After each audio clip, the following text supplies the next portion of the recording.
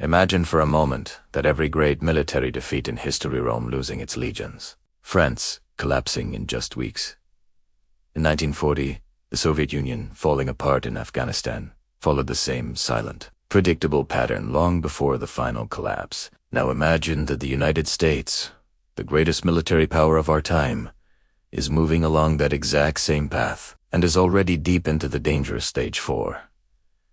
This is not a conspiracy theory or a dramatic exaggeration. It is the cold analysis of historians, strategists, and former military officers who have studied how superpowers fall not when they are defeated on the battlefield, but when they defeat themselves from within. Empires don't die from sudden blows. They die from slow, invisible fractures. Overconfidence, endless expansion, reliance on technologies that become obsolete, internal erosion that weakens morale, the loss of public will, and finally, the strategic collapse that once seemed impossible.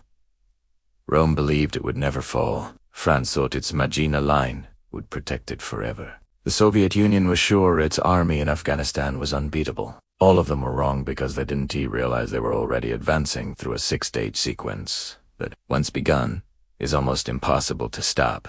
And today, as we watch political polarization in the United States, its endless wars, the exhaustion of its military power, the loss of global trust, and the growing fragility of its geopolitical influence, the question is no longer whether the pattern exists. The question is whether the world's last superpower is repeating the very same story it swore it would never repeat. Excessive confidence. Every power that eventually fell began by believing it could never be defeated. Rome boasted about its unmatched military discipline. France in 1940 trusted blindly in the Maginot Line, and the United States, after the Cold War, assumed no force could ever challenge its supremacy. Overconfidence creates a dangerous illusion, the belief that history has ended and that present-day power is permanent. This mindset leads to strategic arrogance, underestimation of the enemy, and the abandonment of innovation. When a nation is convinced of its invincibility,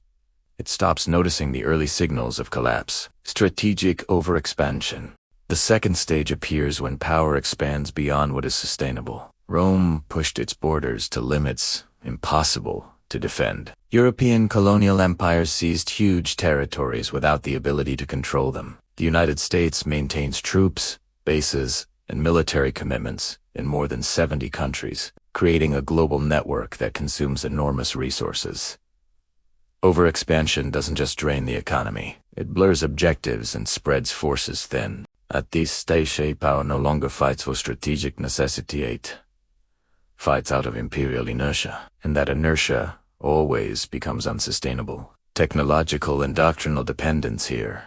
The great power falls into the illusion that one technology, doctrine, or strategy can solve any threat. France believed static fortifications were impenetrable. Rome assumed its legion formations were eternal. The United States relies on drones, satellite intelligence, and air superiority as if they were universal solutions. But no enemy stays static. Rivals adapt, find gaps, shift tactics, and exploit weaknesses the superpower never anticipated. When a country assumes its technology is enough to win every war, it stops preparing for the conflicts that truly matter. Internal erosion and moral fatigue.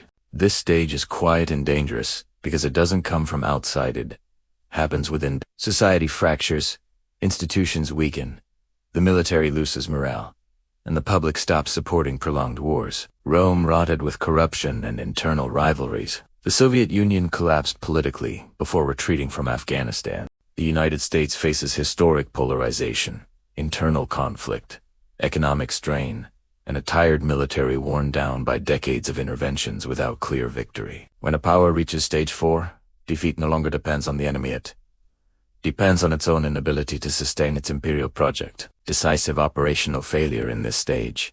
The blow comes that exposes the power's true fragility. France, in 1940, fell in weeks because its strategy was outdated. The U.S. withdrawal from Vietnam and the rapid collapse in Afghanistan showed that technological superiority does not guarantee political victory. These events aren't simply a bad day militarily. They are signs that the machine no longer works. Operational failure is the echo chamber of all the errors accumulated in previous stages. It is the moment an empire realizes its power was far less solid than it believed. Loss of global credibility. When a power shows it can no longer guarantee victories, both allies and enemies begin to recalculate. Rome lost entire provinces as it lost moral authority. France's global influence vanished after 1940. The Soviet Union lost international prestige after Afghanistan. The United States, after Iraq and Afghanistan, faces growing doubts from allies and direct challenges from powers like China and Russia. Loss of credibility is not symbolic. It shifts global balance, weakens alliances, and reduces the ability to influence without force.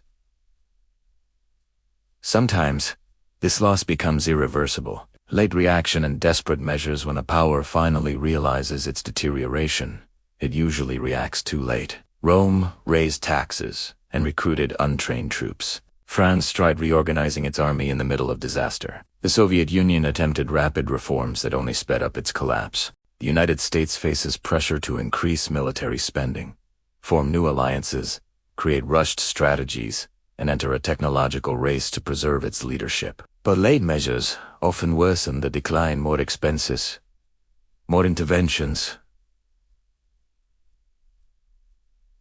more internal tension. This stage is not a real recovery. It is a desperate attempt to delay the inevitable. Final, strategic collapse. The final stage doesn't always mean total destruction, but it does mean the end of dominance.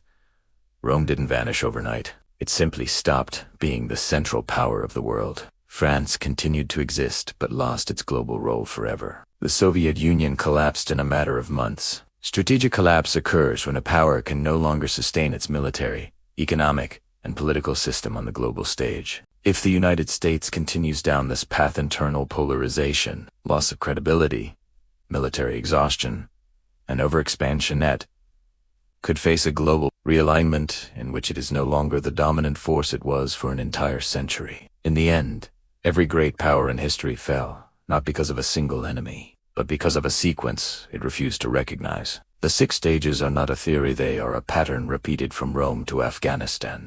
Today, the United States is moving rapidly along that same path, caught between endless conflicts, internal erosion, and a growing loss of global trust. The question is no longer whether a superpower can fall, it is how long it can ignore the signs of its own decline.